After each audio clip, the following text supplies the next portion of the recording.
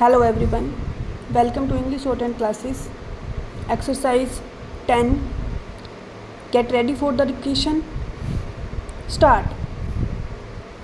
In discussing the demands for grants of the Finance Ministry, we have got to see to what extent the administration of this particular ministry has led to the development of our national wealth and the securing of the welfare which our state claims to have in view. Stop.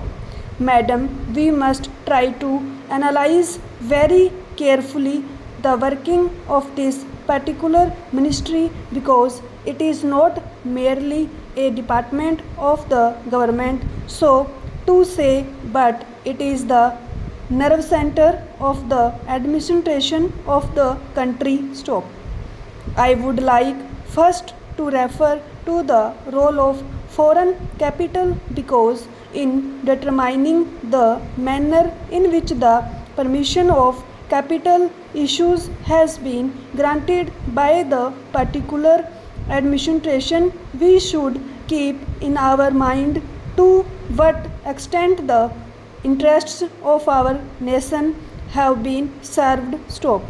I fully endorse the statement which the previous speaker has made so far as repatriation of the investments made by foreigners and of profits are concerned. Stop.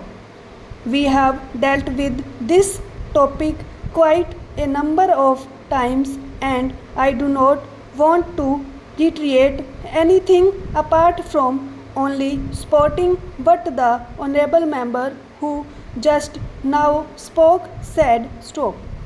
I would now like to deal with the investments of foreigners in India. Stop. Madam, the government of our country accepted the proposition that in allowing foreign investment it should come in only in such industry and such form of production wherein our national investors will not come forward and in which technical skill is wanted. Stop. There is also one other factor which the industrial policy of our government of as adumbrated further in 1949 by the Prime Minister laid down. Stop. It specifically said that the control and ownership of such concerns should, as far as possible, be in the hands of Indian nationals and the technical know-how of our country should be developed. Stop. I would like to emphasize the figures that have been put forward for the last few years. Stop.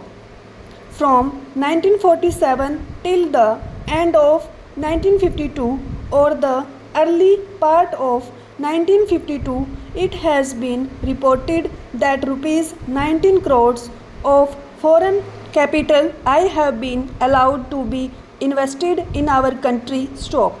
Of that, practically more than rupees 6 crores have been allowed to be invested in managing agency and trading enterprises in our country. Stop.